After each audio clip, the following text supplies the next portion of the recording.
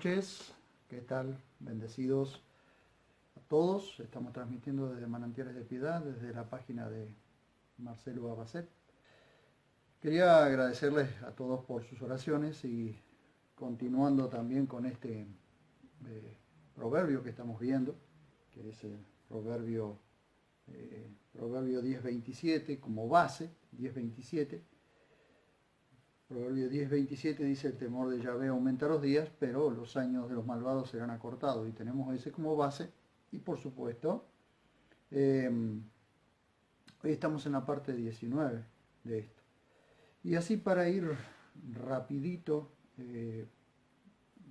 tocando los temas que necesitamos tocar. Hoy vamos a pasar al Proverbios 18, ¿sí? A Proverbios 18. Y vamos al pasaje que está en 18:10, un pasaje que realmente es alentador, es maravilloso ver este pasaje alentador. Proverbios 18:10 dice: torre fuerte es el nombre de Yahvé, a ella corre el justo y es inaccesible. ¿Quién es inaccesible? El nombre de Yahvé, que es como una torre fuerte, ¿no? Estamos ante uno de los proverbios que mayor seguridad da a todo aquel que en algún momento se siente amenazado y necesita refugio. Lo hermoso de esto es que a él pueden correr, a su nombre podemos correr, ¿no? La palabra hebrea amigdal da la idea de un lugar alto, ¿sí? De un lugar prácticamente inaccesible. Pero según el contexto, podía ser un observatorio como en Génesis 11, la palabra Migdal podía ser un observatorio como en Génesis 11, donde la torre era un observatorio para adorar a los ejércitos de los cielos. En este contexto era algo negativo y abominable a Dios. En Jueces 8 se menciona la torre de Peniel, que probablemente era una torre de vigilancia, o también podía ser una torre de astrolatría, es decir, de adoración a los astros, como en Génesis 11. En Jueces 9 tenemos el relato de Abimelech y cómo atacó a la ciudad de Siquem, y los habitantes se refugiaron en la torre, y Abimelech le prendió fuego y murieron todos. Pero cuando atacó la ciudad de Tebes, los habitantes se reunieron en la azotea de la torre y no alcanzó a destruirla, porque una mujer arrojó desde arriba una piedra de molino y le partió la cabeza a Abimelech. En estos contextos, la misma palabra torre, ¿sí?, se usa en el hebreo. Y así podemos ver que también existían torres de vigilancia que sobresalían de los muros para verla a la distancia. Si alguien se acercaba a las murallas de la ciudad, por ejemplo, nosotros vemos en el libro de Nehemías cómo se relata la construcción la construcción del muro de Jerusalén y cómo se construía de una torre a la otra, ¿sí? Esas torres eran no solamente de sostén, sino también torres de vigilancia. La idea que transmite el proverbista con esto, es que cualquiera que se vea amenazado puede correr a Dios en busca de cuidado y refugio. Y Dios, como ese papá amoroso, ¿no? Dios lo alzará y lo cuidará del peligro. Como cuando un niño se siente amenazado, ¿sí?, y corre a los brazos de su padre para que éste lo levante y lo proteja. En muchas oportunidades, cuando hemos sido pequeños o nuestros pequeños hijos se han sentido amenazados y corren, se sienten en peligro y corren. ¿A dónde corren? A los brazos de papá o a los brazos de mamá para que los levante y los cuide, los guarde. Esta es la idea que el proverbista tiene y expresa a través de este proverbio. La idea que expresa es la idea de un refugio, ¿sí?, de un alto refugio. Miren ustedes, David, padre del proverbista, ¿sí?, David, padre de Salomón, escribe en el Salmo 61:3, porque tú has sido mi refugio, torre fuerte frente al enemigo. En un tiempo en que David tenía muchos enemigos dentro y fuera de su pueblo, él escribe esto. Tengamos en cuenta que Pedro dice en su primera carta, en el capítulo 5, verso 8, sed sobrios, velad, vuestro acusador, el diablo, anda como león rugiente buscando a quien devorar. Así que teniendo la idea, ¿no?, del peligro, teniendo la idea de alguien que nos rodea, o como si de pronto fuéramos rodeados por un león que ruge a nuestro lado y tenemos la posibilidad de correr a una torre o a un lugar alto donde no nos alcance para refugiarnos. Y esa es la idea que nos da entre un versículo y otro. Si nos refugiamos en los amorosos brazos de nuestro Padre Celestial, el diablo no puede agarrarnos, el diablo no puede atacarnos. Miren ustedes lo maravilloso de esto. Una cosa era lo que decía el proverbista, ¿no?, de correr de que el justo corre al nombre de Yahvé como una torre fuerte, ¿sí? Torre fuerte es el nombre, corre el justo y es inaccesible. ¿Qué es inaccesible? Pues el nombre de Yahvé como una torre fuerte. Miren ustedes lo maravilloso de esto. Ahora nosotros no solo corremos a la torre, sino que vivimos en esa torre, vivimos en su presencia. Esa es la gran cuestión de la diferencia que hay entre la antigüedad, cuando el proverbista invita al justo a correr a la torre fuerte, correr al nombre de Dios como si fuese una torre fuerte, una torre de refugio. Pero nosotros no solo corremos, no necesitamos ni siquiera correr al nombre de Dios como si fuera una torre fuerte, sino que nosotros vivimos, ¿sí? Aquellos que hemos nacido de nuevo, que creemos en el Señor Jesús como único y suficiente Salvador, vivimos en su presencia, vivimos en esa torre fuerte. Y más profundo todavía es Pablo, cuando dice en Colosenses 3:1, porque moristeis y vuestra vida ha sido escondida con Cristo en Dios. Su presencia es nuestra torre fuerte donde no solo podemos refugiarnos, sino donde estamos escondidos. Eso hace la diferencia entre las dos torres que recién les mostré, la torre de Peniel, de la ciudad de Peniel, donde Abimelech le prendió fuego y todos los que estaban dentro de la torre de refugiados murieron. Sin embargo, cuando ataca la ciudad de Tebes, los habitantes se reúnen en la azotea de esa torre, y no pudo destruirla porque esa mujer arrojó esa piedra y le partió la cabeza a Abimelech y se tuvieron que ir. Esa torre, digamos, simboliza como lo inexpugnable, inaccesible, aquello que es defendido y es defendido de forma que hace huir al enemigo. Qué maravilloso que es esto de tener un proverbio que nos invita a correr al Señor, a los brazos de nuestro Dios, que Él nos guarda, que Él nos cuida en todo momento. Si nosotros podemos ver que no solo tenemos la torre fuerte o el nombre de nuestro Dios como torre fuerte, es decir, como algo inaccesible, sino que el que vive en su nombre, el que vive en su presencia, el que se ha arrepentido de sus pecados y ha confesado a Jesús como único y suficiente Salvador, aquel que ha corrido a los pies de Dios y se ha arrepentido y se ha limpiado delante de Dios de toda la maldad, de todo el pecado.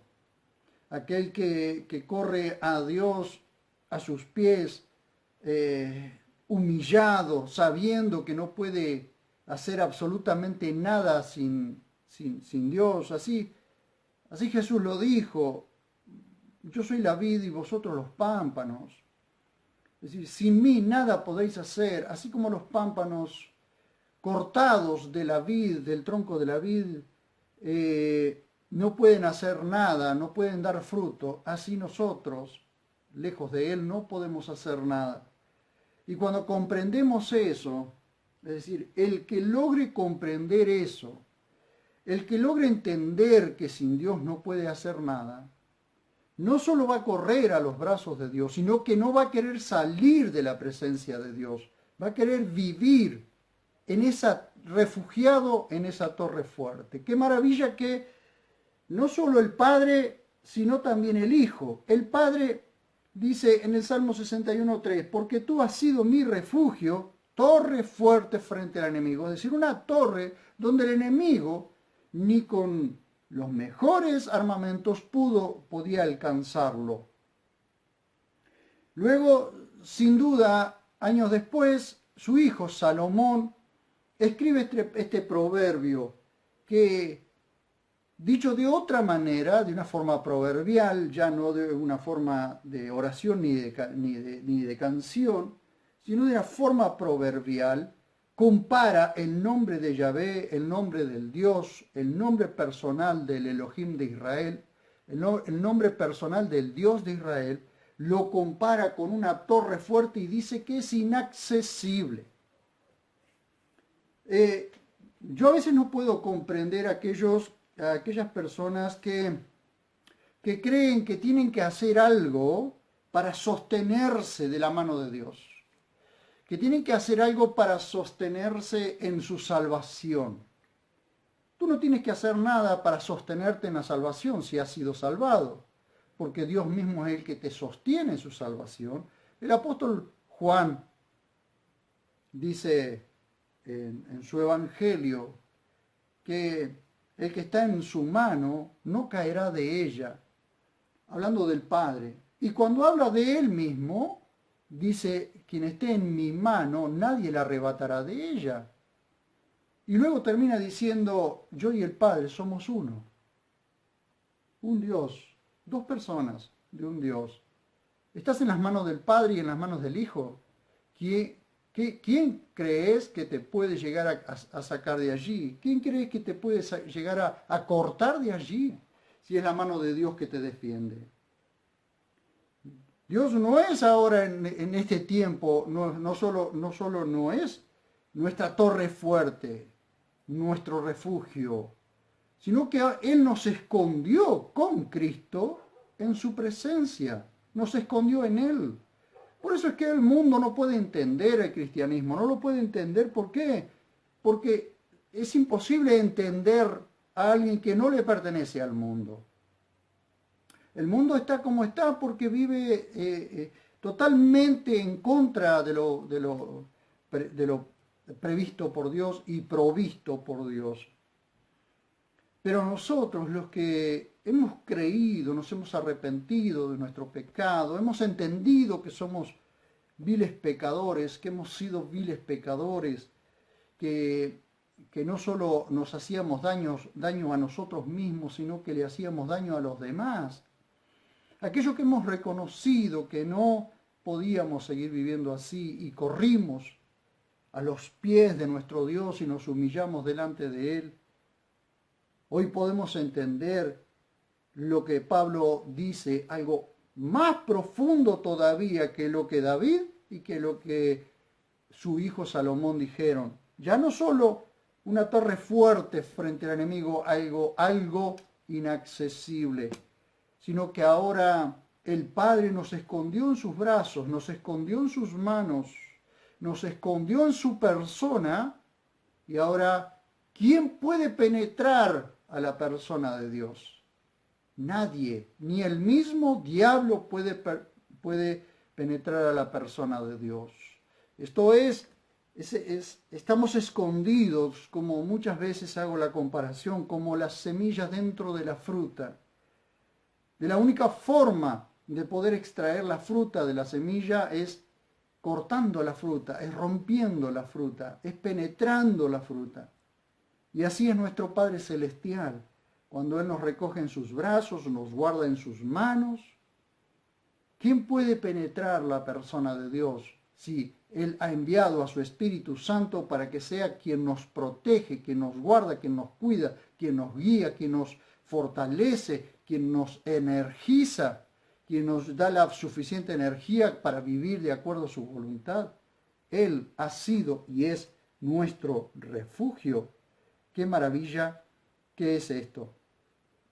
Y quiero continuar con esta parte. Miren, si tenemos en cuenta este versículo, aplicándolo constantemente en nuestras vidas, podremos ver de manera apropiada el siguiente versículo. Vamos a ver. Miren lo que dice el siguiente versículo. A ver. El siguiente versículo dice,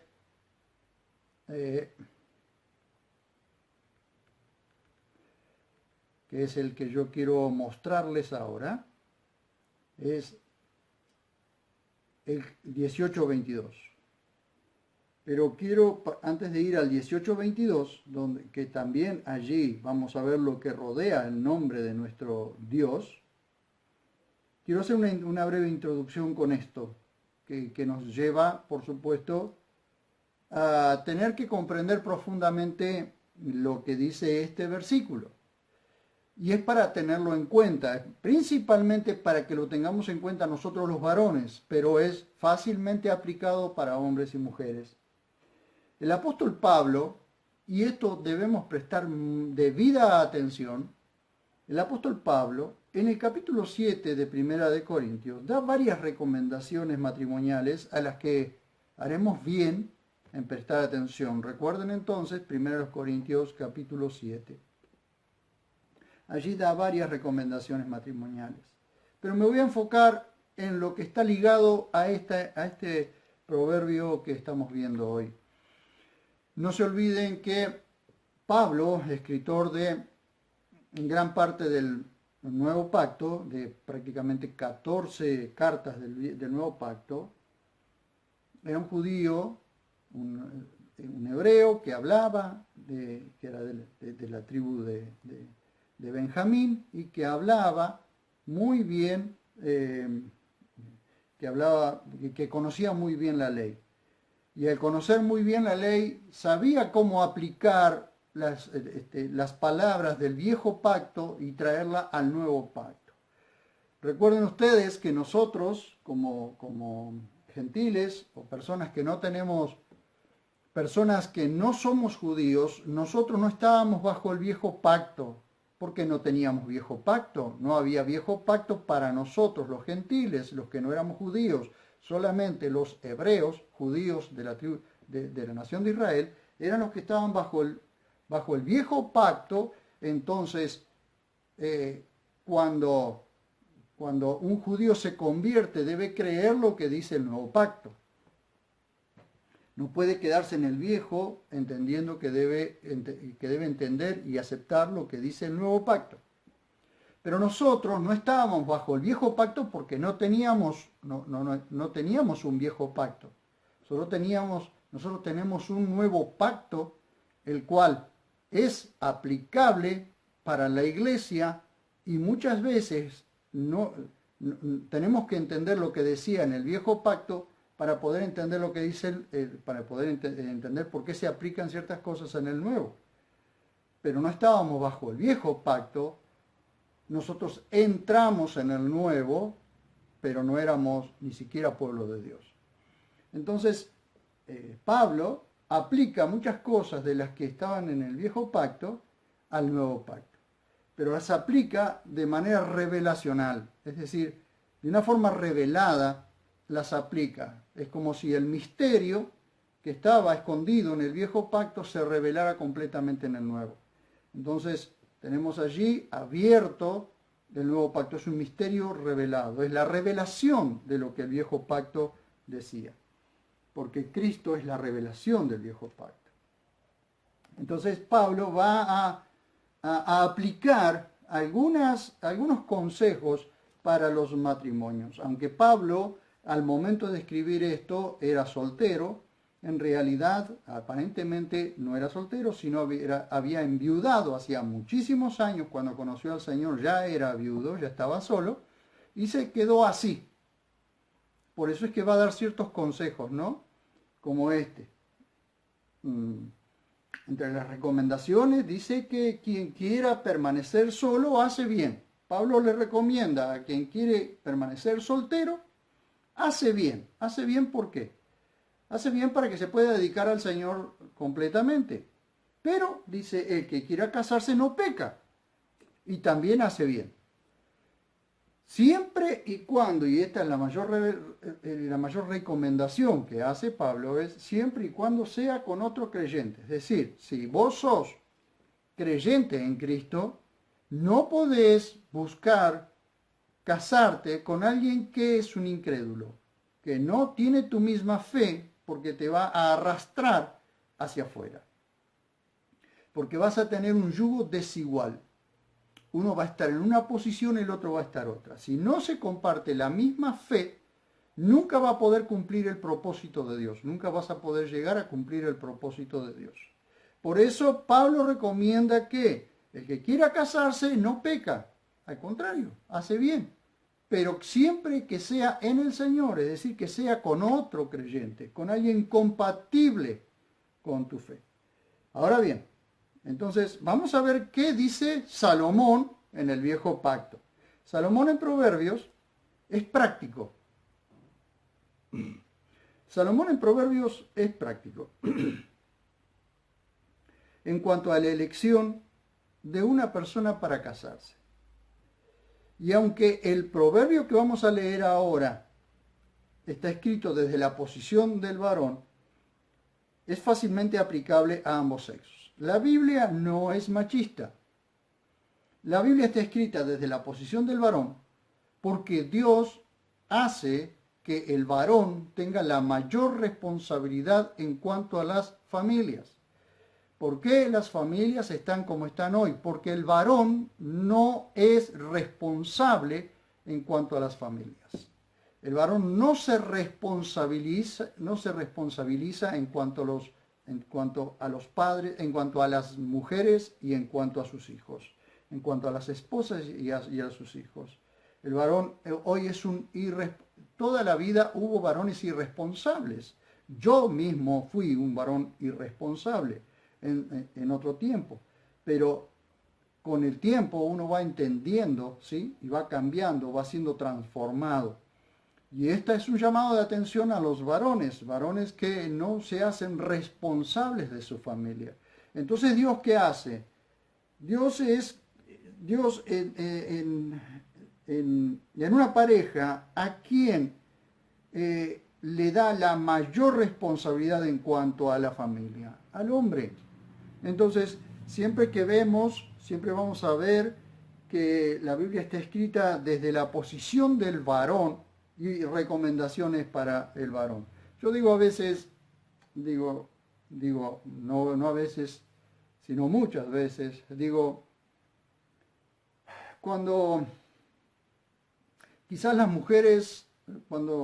una mujer es mala o una mujer es una adúltera o una prostituta o lo que quiera que sea, que ha perdido sus valores, que ha perdido los valores éticos y morales. Hay que ver si detrás de eso no ha sido responsable un varón de eso. Si no ha habido un varón que ha hecho, que es responsable de que esa mujer sea así. Así que la mujer no es que nace siendo una prostituta, ni que nace siendo una adúltera, ni que nace, yo no digo que todos los casos sea así, pero digo que en muchas oportunidades las mujeres se comportan de cierta forma o de cierta mala forma porque detrás de eso hubo en algún momento de su vida un varón que le hizo daño. Quizás algunos me digan, no, estás equivocado. Pero la gran mayoría de las mujeres, cuando nosotros observamos su conducta presente, tenemos que observar qué sucedió en su pasado. ¿Por qué se conduce de esta forma en el presente? Porque alguien le hizo daño en su pasado.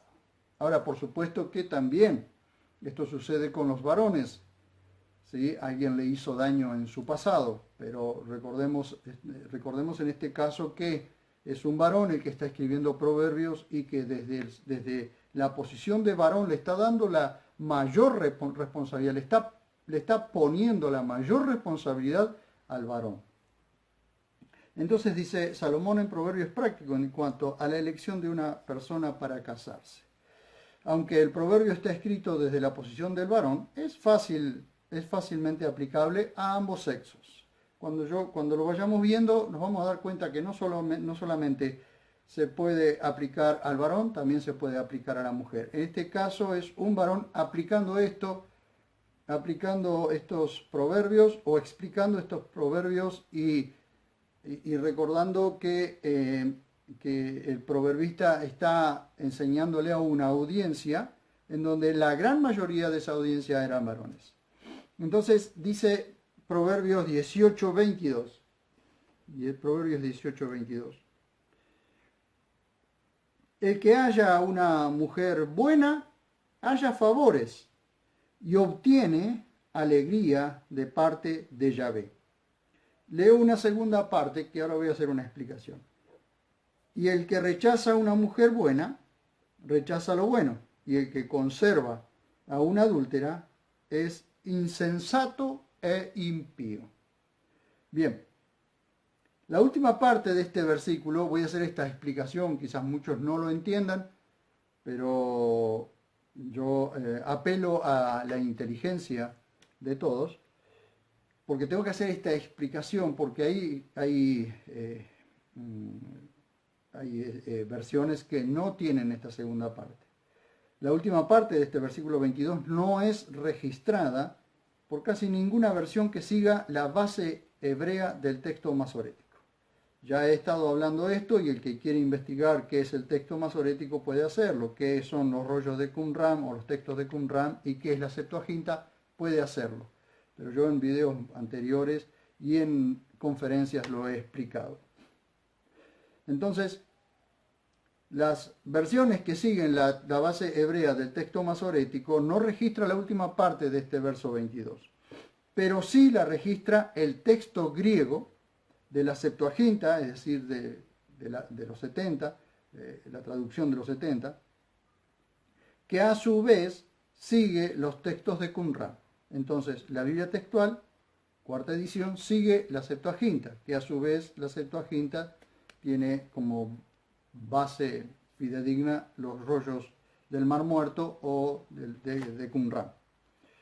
Entonces vamos a encontrar la segunda parte de este verso 22 que en otras traducciones no lo van a encontrar, que es el que rechaza a una mujer buena, rechaza lo bueno, y el que conserva a una adúltera es insensato e impío. De hecho, Proverbios 23 y 24 en la Septuaginta no existen. Son añadidos por el texto masorético, pero en la Septuaginta no existen, como tampoco existen en los rollos del Mar Muerto. Bien, vamos a ver esto.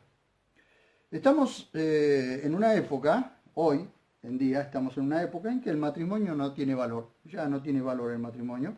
¿Sí? Algunos deciden juntarse porque dicen que casarse no sirve para nada. Total, el día que no funciona, se disuelve. Digamos, en muchas oportunidades, son más las oportunidades en que las mujeres quieren casarse que lo que los varones quieren casarse. Y en muchas oportunidades son las mujeres más fieles al matrimonio que los varones. Lamentablemente, lo digo, aunque algunos se enojen conmigo, pero lamentablemente es así. Entonces, ¿qué pasa?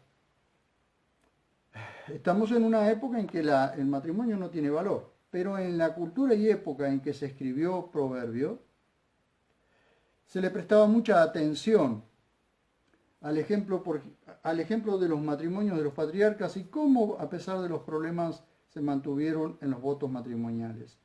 El ejemplo bíblico son aquellos patriarcas, aquellos que fueron los padres de la nación de Israel, que se casaban y mayormente, con algunas excepciones, mantenían sus votos matrimoniales a pesar de los problemas o los grandes problemas y conflictos que recibieron, y a pesar de que en muchos casos los patriarcas llegaron a tener más de una esposa, ¿no? Pero los votos matrimoniales eran sagradísimos delante de Dios, ¿sí? Después, cuando vino la ley de Moisés, prohibió que un hombre tuviese más de su esposa, ¿sí? Lamentablemente hubo reyes como David o como Salomón que tuvieron muchas esposas y les quedó demostrado que por alguna razón Dios decía que tuviesen una sola esposa, porque cometerían gravísimos errores por causa de tener más de una esposa o querer tener más de una esposa. Entonces, ¿qué sucede? El proverbista, que sin duda tampoco hizo caso a lo que él mismo escribió, él dice: el que haya una mujer buena, haya favores y obtiene alegría de parte de Yahvé. El que rechaza a una mujer buena, rechaza lo bueno, y el que conserva a una adúltera es insensato e impío. Salomón, el mismo que escribió Proverbio, terminó siendo un insensato e impío porque tuvo 1000 mujeres. ¿Sí? 1000 mujeres literalmente. Así que fue un insensato e impío porque fue un mujeriego.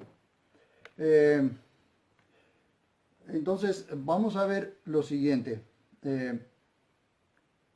¿Qué es lo que nos dice, el proverbio? El proverbio nos dice que hay hombres que si un hombre conoce a una mujer buena, conoce a una mujer buena y decide casarse, obtendrá haya favores, ¿sí? Y obtiene alegría de parte de Yahvé. Y a esto hay que prestarle atención: obtiene alegría de parte de Yahvé. El que rechaza a una mujer buena, rechaza lo bueno, y el que conserva a una adúltera es insensato e impío. Fíjense la diferencia entre el hombre que haya una mujer buena y haya favores y obtiene alegría de parte de Dios, pero el que rechaza a la mujer buena y toma y conserva a una mujer adúltera es un insensato y un impío. Miren ustedes, es muy cierto que hallar una buena mujer es una dádiva, ¿sí? Es un regalo de parte de Dios. Hallar una mujer buena es un regalo de parte de Dios. Lamentablemente, como pasa muchas veces, se mira más la apariencia física que la persona. Entonces, tanto hombres como mujeres andamos mirando hoy lo físico, lo externo, más que lo interno, que lo personal. Entonces muchas veces nos guiamos, o las personas se guían por lo que entra por los ojos, y luego se llevan se traen los grandes conflictos y se llevan por delante los grandes problemas. Entonces, ¿qué es lo que está diciendo aquí? Lo que está resaltando es una mujer buena, ¿sí? Una mujer buena. También hablemos de un hombre bueno, ¿sí? Por ahí físicamente no es tan agraciado, o no es tan agraciada, no es tan bonito, no es tan bonita, pero sí interiormente, ¿sí? Pero acá hay una cosa mucho más profunda que es a la que tenemos que ir. Aquí es donde entra en escena nuestro Dios. Es Él quien quiere conducir nuestras vidas a su propósito. Es Él el que quiere conducir nuestras vidas a su propósito. Y para eso tiene que unir a dos personas que estén alineados, o dos personas que estén alineadas, dispuestas y disponibles para hacer su voluntad. Dios en todo tiempo quiere cumplir su propósito en nosotros. Pero para cumplir su propósito en nosotros tenemos que ser conscientes de eso y poner nuestras vidas en sus manos para que Él cumpla su propósito, aún uniéndonos a personas o uniéndonos, en el caso del varón, uniéndolos a mujeres que también vayan o tengan la misma fe y estén deseosos de cumplir el propósito para el cual Dios los ha llamado. El que escribe este proverbio, escribe también el proverbio 14.1. Proverbio 14.1. El proverbio 14.1 dice, la mujer sabia edifica su casa, la necia con sus manos la derriba. Son muchas las oportunidades en que una mujer necia termina destruyendo toda la familia o termina destruyendo el matrimonio. La mujer necia, falta de cerebro, ¿sí? Falta de discreción, quizás falta de discernimiento, termina destruyendo su casa, termina destruyendo su hogar, termina destruyendo la familia, principalmente termina destruyendo su matrimonio. Nadie es perfecto. Por eso no puede pedir a alguien perfecto. Si ninguno de nosotros somos perfectos, entonces no podemos pedir a alguien perfecto. Prestemos atención a esto. Pero un hombre fiel a Dios no puede pedir una mujer menos que eso, y viceversa. Una mujer fiel y devota no debería conformarse con menos. Digamos, personas fieles, personas que aman a Dios, personas que desean agradar a Dios y que desean cumplir el propósito de Dios, terminan muchas veces unidas a personas que no les importa nada, no les importa a Dios, por tanto tampoco le importa a la persona. Y termina arruinando el propósito para el cual Dios llamó a las personas. Entonces ninguno de nosotros, si somos fieles a Dios, si amamos a Dios y queremos cumplir el propósito para el cual Dios nos salvó y nos llamó y nos salvó, no podemos pedir menos que eso, no podemos buscar menos que eso. ¿Por qué? Porque necesitamos a nuestro lado también una persona fiel, una persona que también ame a Dios, que también ame el propósito de Dios y que ame hacer la voluntad de Dios, porque si no va a ser siempre un tire y un afloje, un tire y un afloje. Va a ser siempre como llevar, como poner en el yugo a un burro y a un buey, ¿sí? No sé quién será el burro y quién será el buey, pero imagínense que el burro siempre es el que no quiere hacer la voluntad de Dios. El buey, a pesar de la fuerza que tiene, es un animal dócil. El burro no. Entonces el buey va a tener que tirar también del burro, cosa que no solo va a ser desgastante, sino que el buey no va a poder hacer su trabajo. Por eso es siempre, aunque el buey sea nuevo, poner al yugo a un buey nuevo y a un buey viejo, siempre el buey nuevo va a seguir al viejo hasta que el nuevo adquiere la experiencia que tiene el viejo. Pero nunca podrá ser así cuando se pone en un mismo yugo a un burro y a un buey. Por eso van a ver ustedes que jamás las personas van a arar con un burro y un buey. Las personas hoy se usan maquinarias, pero en la antigüedad se araba con 2 bueyes siempre, ¿sí? Bien. Entonces nadie es perfecto, por eso no puede pedir a alguien perfecto. Pero un hombre fiel a Dios no puede pedir a una mujer menos que eso. Y viceversa, una mujer fiel y devota no debería conformarse con menos. Entonces, si el nombre de Dios, y aquí es donde yo quiero hilvanar esto, si el nombre de Dios es nuestra torre fuerte y corremos a Él en busca de refugio, también correrán a Él los solteros y las solteras que quieren casarse, porque todo aquel que quiere hacer la voluntad de Dios también pondrá en sus manos su futuro matrimonio para que Él lo bendiga y lo prospere. Entonces, fíjense cómo podemos hilvanar los dos proverbios. Vimos que el Proverbio 18:10 dice, torre fuerte es el nombre de Yahvé, a ella corre el justo y es inaccesible.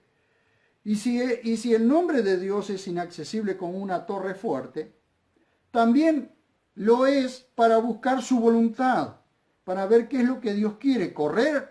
El justo va a correr a Dios para buscar su voluntad, para ver qué es lo que Dios quiere, e inclusive para poner su vida en las manos de Dios, su vida sentimental y sus sentimientos en las manos de Dios. Entonces Dios es el que va a dirigir todas las cosas. Así es como Dios también obró en mi vida.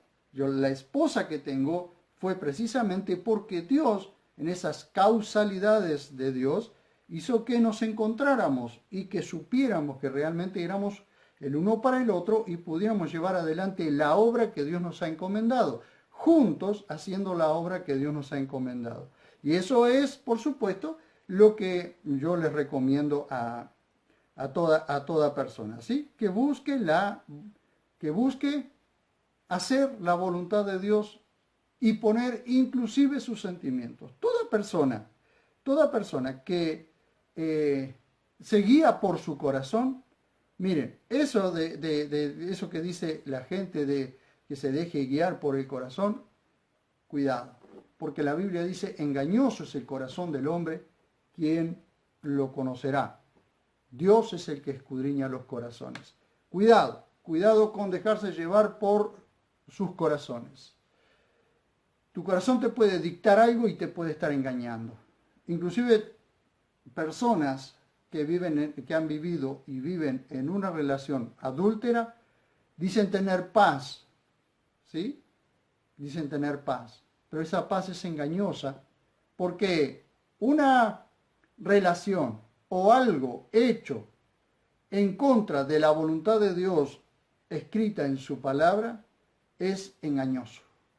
Está siendo engañado. Cuidado con eso. No se dejen guiar por el corazón, déjense guiar por la razón, ¿sí? El amor también se puede razonar, se debe razonar, ¿sí? El amor es una decisión, se debe decidir amar a aquella persona que congenia con lo que nosotros estamos dispuestos a hacer en nuestro futuro. Entonces, si el nombre de Dios es nuestra torre fuerte y corremos a Él en busca de refugio, también correrán a Él los solteros que quieran casarse, porque todo aquel que quiere hacer la voluntad de Dios también pondrá en sus manos su futuro matrimonio para que Él lo bendiga y lo prospere. Rechazar a una mujer buena y quedarse con una adúltera es de insensato, es de una persona insensata e impía. Mire, ya venimos viendo los proverbios. Entonces, vimos en el capítulo 2 que el proverbista le aconseja a su hijo que deje entrar la sabiduría a su corazón y el conocimiento a su alma, porque lo librará de la mujer ajena que abandona a su marido. En el capítulo 5 recomienda a su hijo que sea fiel a su esposa y no vaya detrás de la mujer ajena. En el capítulo 6 le recomienda que se cuide de la mujer casada porque atrapará su alma y lo dejará preso. Y si su marido se entera, puede costarle hasta la vida. En el capítulo 7 le dice que se guarde de las rameras o prostitutas porque lo llevarán hasta las puertas del infierno y de la muerte. En el capítulo 11, verso 16 dice, la mujer agraciada adquiere honra, así como los fuertes adquieren riqueza. La mujer agraciada es la que se describe en el capítulo 31 con muchos detalles, ¿sí? Entonces, capítulo 11, verso 16 dice, la mujer agraciada adquiere honra, así como los fuertes adquieren riqueza. Luego vamos al capítulo 31 y allí, desde el verso 10 hasta el verso 31, describe a esa mujer agraciada. No desgraciada, agraciada. Miren ustedes, quiero ya ir terminando con esto. En el verso 22 de este mismo capítulo dice, miren ustedes, el capítulo, verso 22 de este mismo capítulo, del capítulo 11. Miren.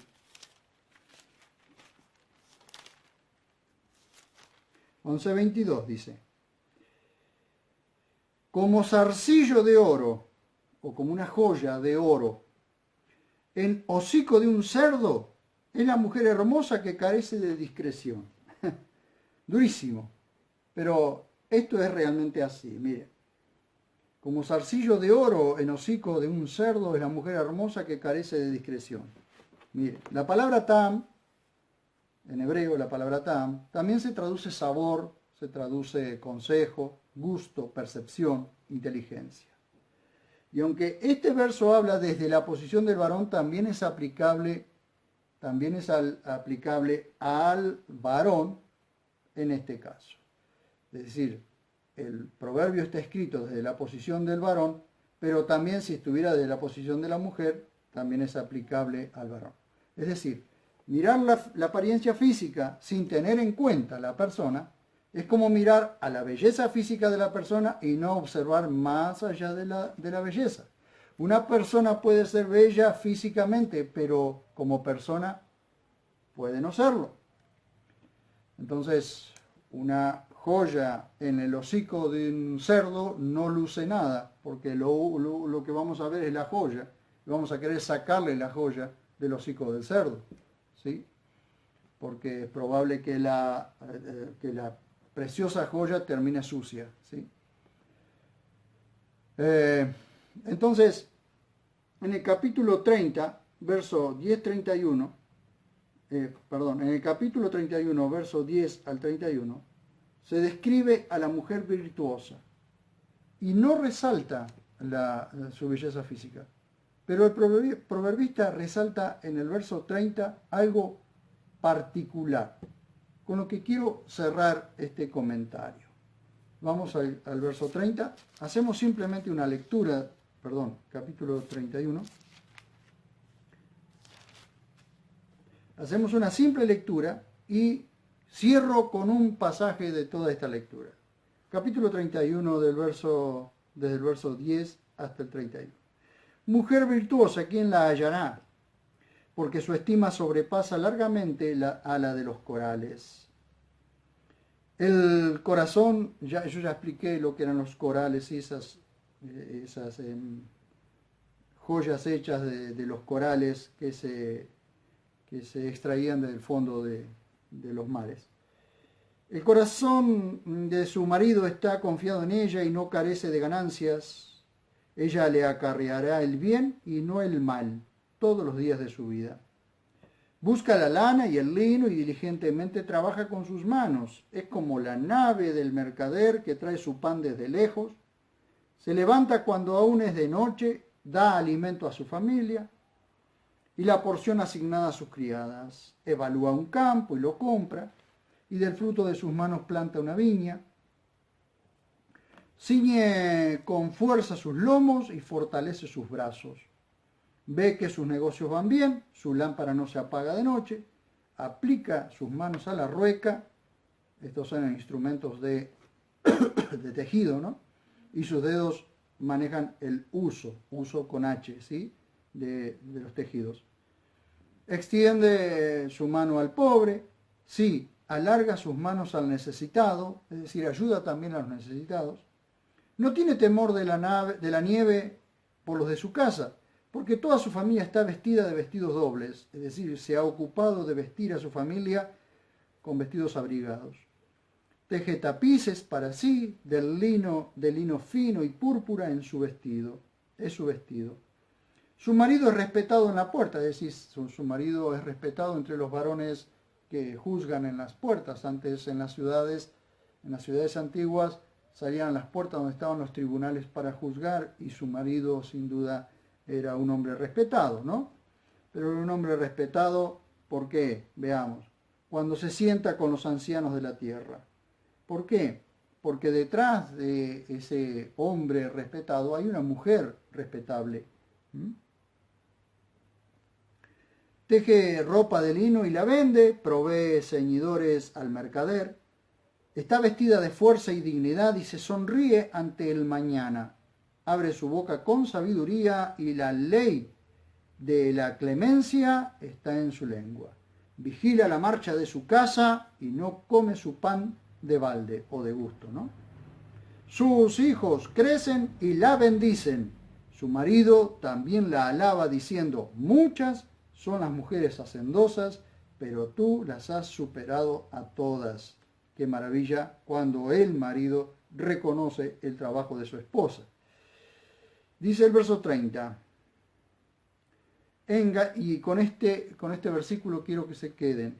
Engañosa es la gracia y fugaz la hermosura, pero la mujer que teme a Yahvé, esa será alabada. Denle el fruto de sus manos y que sus mismas obras la alaben en las puertas o en los portales o en la salida de las ciudades. Con esto quiero terminar. Qué maravilla que Dios nos ha mostrado hoy. Engañosa es la gracia, es decir, engañoso es toda aquella apariencia física, lo cual uno la puede cuidar, no puede cuidar la apariencia física, pero no es la apariencia física lo más importante. Engañosa es la gracia y fugaz la hermosura. Con los años lo hermoso se nos va, ¿sí? Las arrugas aparecen, las cosas ya no están bien ubicadas en su lugar como cuando éramos tan jóvenes, pero la mujer que teme a Dios, aquella mujer que respeta, que reverencia, que corre a los pies de Dios porque sabe que es una torre fuerte, que es su torre fuerte, que ha tomado el nombre de Dios como su torre fuerte, como su lugar de refugio, que ha tomado el nombre de Dios en serio, y que se humilla delante del Dios maravilloso y poderoso que la puede cuidar y salvar. Engañosa es la gracia y fugaz la hermosura, pero la mujer que teme a Yahvé, esa mujer será alabada. No la mujer que niega a Dios, no la mujer que va en contra de Dios. Esa mujer va a ser afrentada, va a ser avergonzada y va a ser una vergüenza para la sociedad.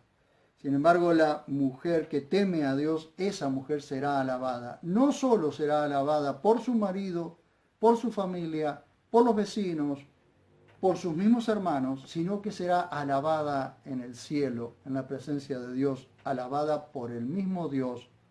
Esa mujer que ha temido siempre, que ha amado a Dios siempre en su vida y que ama a Dios desde el momento en que le conoce, esa mujer será alabada en los cielos por el mismo Dios que en la tierra respetó y temió. Hasta aquí quiero llegar hoy para poder entrar en otros detalles en el próximo video o en el próximo domingo. Gracias. Quiero terminar orando, clamando a Dios para que si alguno de los que escuchan y ven este video decide casarse, realmente pueda buscar a una persona que tema a Dios, a una mujer que tema a Dios. Si es un varón, a una mujer que teme a Dios, que ama a Dios. Y si es una mujer, que busque un varón que ama a Dios, porque si ama a Dios, te va a amar a vos, sin duda. Y quiero cerrar con esto. No crean que cuando una persona está de novio, si vos mujer te pones de novio con un varón, con un hombre que te menosprecia de novio, no creas que cuando te cases va a ser mejor y va a cambiar, va a ser peor. Si estás saliendo con alguien que ha intentado o es violento de novio, no creas que cuando te cases va a dejar de ser violento, va a ser más violento. Así que mi recomendación es, mientras estás de novio, el noviazgo es para conocer a las personas, no hay otra forma. El noviazgo es el tiempo de conocer el carácter de las personas. Si un hombre es mujeriego de novio, no creas que cuando se case va a cambiar, va a ser más mujeriego porque tendrá la mujer en casa y podrá salir libremente con otras mujeres. Así que ten cuidado con eso. Lo mismo es para el varón, ¿no? Si esa mujer te engaña de novio, no creas que después cuando se case va a cambiar. O si esa mujer es falta de razón, ¿sí? Una mujer que carece de discreción de novio, no creas que después de casado va a cambiar. Porque así como una joya en el hocico de un cerdo es la mujer hermosa que carece de discreción. Cuidado con ir detrás de las mujeres hermosas que carecen de discreción, que carecen de percepción, que carecen de inteligencia. En otras versiones dice apartada de razón, decir que no razona, con una mujer que no razona. Si no razona, cuidado, cuidado, porque si no razona de novio no va a razonar menos de casado. ¿Por qué terminan divorciándose? ¿Por qué terminan separándose? Porque de novio no se vieron las cosas como se tenían que ver, lamentablemente. Hasta aquí llego con el consejo de la palabra de Dios y que Dios nos ayude realmente a tener matrimonios fuertes, fortalecidos, matrimonios fieles a Dios, fieles entre ellos. La tentación va a estar rondando constantemente, la tentación va a rondar constantemente. Pero cuando nosotros hemos decidido ser fieles, cuando hemos decidido ser fieles hasta la muerte, esa fidelidad debe mantenerse. Y esa, a pesar de todos los problemas que haya, en un matrimonio va a haber va a ser como el año, va a haber tiempos de primavera, tiempos de verano, va a haber tiempos de otoño, pero también va a haber tiempos de un invierno muy crudo, muy frío. Va a haber tiempos de nieve en el matrimonio, va a haber tiempos de helada en el matrimonio, pero es parte de la vida y son parte de las cosas que nos ayudan a crecer como varones y como mujeres. Que Dios nos ayude realmente a tener matrimonios fieles, matrimonios firmes, con familias bien constituidas, mayormente en el embate del enemigo en estos días, con ideologías que van a tratar de plantarse, ideologías que rayan ya en la perversión. No que rayan en la perversión, que ya son perversas. Y de la única forma en que vamos a poder sostener los valores éticos y morales y los valores cristianos es teniendo familias firmes, familias bien constituidas, matrimonios que no solo se mantienen por los hijos, que no se mantienen por los hijos, sino que se mantienen porque se aman y porque deciden estar juntos hasta el día en que el Señor los separe momentáneamente.